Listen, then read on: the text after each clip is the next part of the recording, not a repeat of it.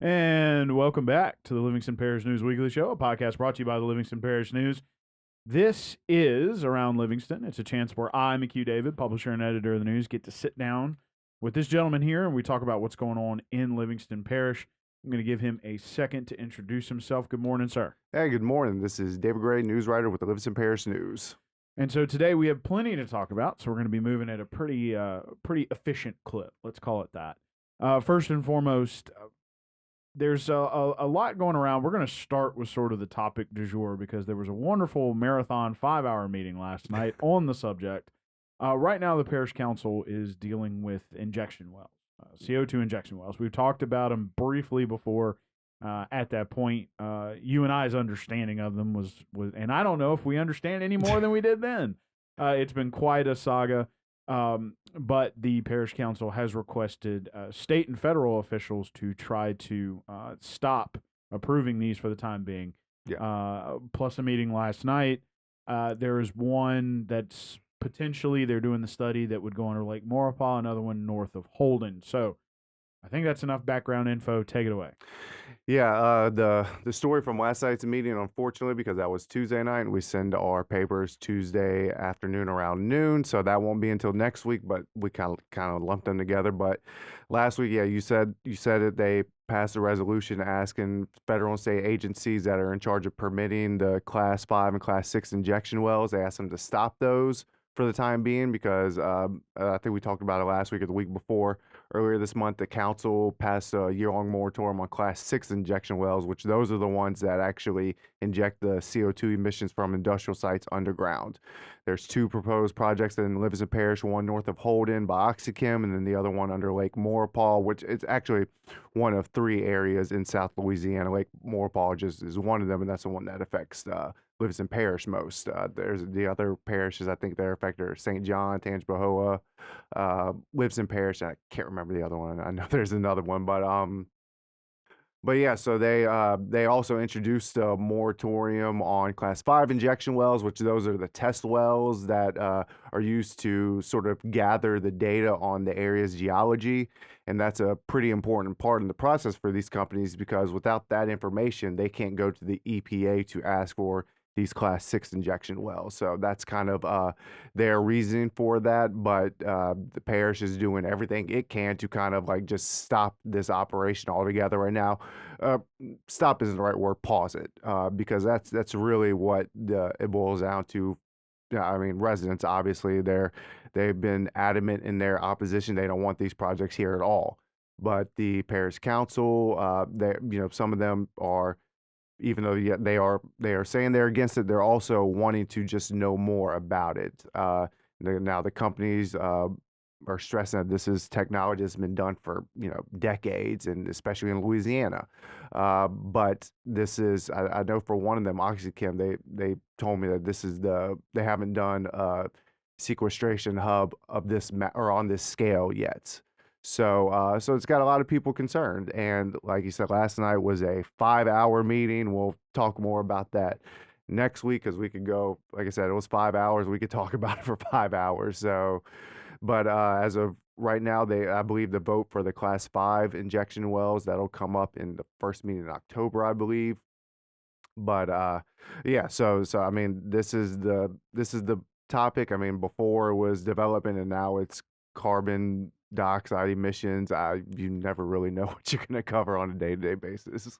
Lot going on at the parish level. So again, we'll be talking more about that as David sorts through and sifts through a lot of the information that came up at last night's meeting, and of course, anything and everything we might find out between now and then. Moving on, going to the school board, kind of an interesting situation developing there. And I got the acronym wrong before the show, so I'm going to let you take that. But the school board has formed a committee.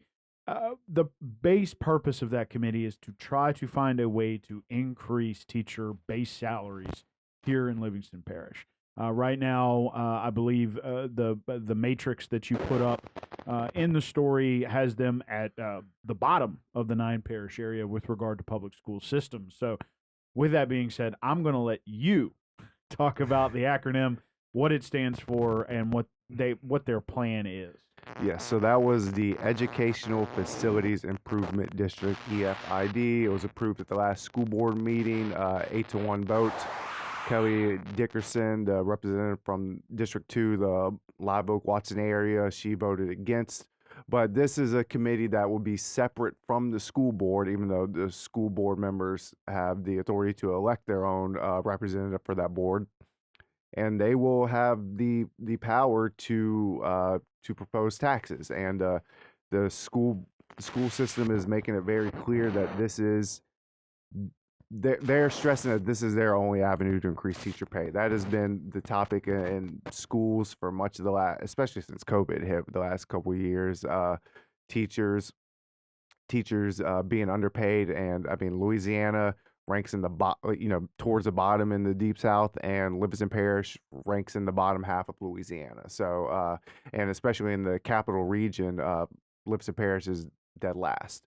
There was one stat that just blew my mind that of the 9, or I forget how many parishes, but yeah, among the 8 parishes or school districts in the Baton Rouge area, Livingston Parish is dead last at just over $50,000 a year for the average teacher salary.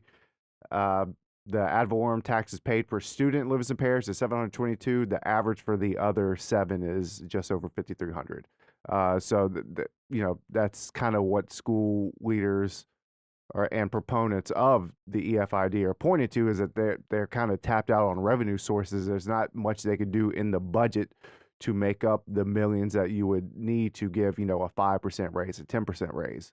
Now, there has been some opposition to the EFID. Like I said, Ms. Dickerson voted against it.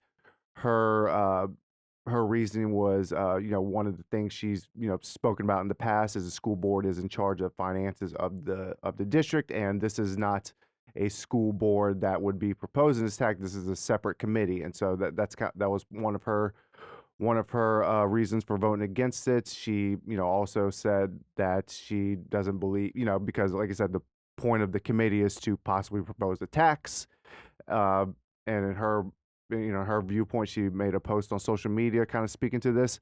They would essentially be asking teachers and staff to pay for their own raise. Like I said, that's her viewpoint, and that's what she said others have shared with her, speaking with teachers and staff at her school. So not everyone is on board with this as anything, but I believe at the next meeting, the first meeting in October, the school board members will be able to elect their members of the EFID board. So yeah, we'll see. And then I believe the hope is to, have that committee meet shortly after that. So yeah, this one we'll keep having news on this one in the weeks to come.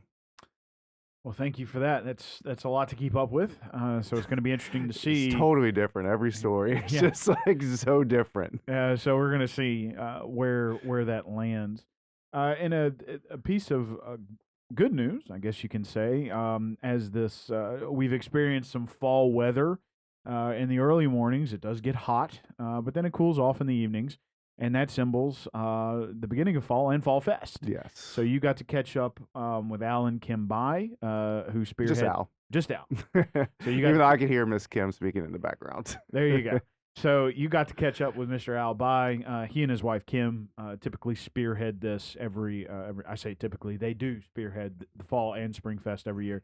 Tell us what they're expecting and hoping for this year. I know they have a vendor sellout already. Yeah, they Mr.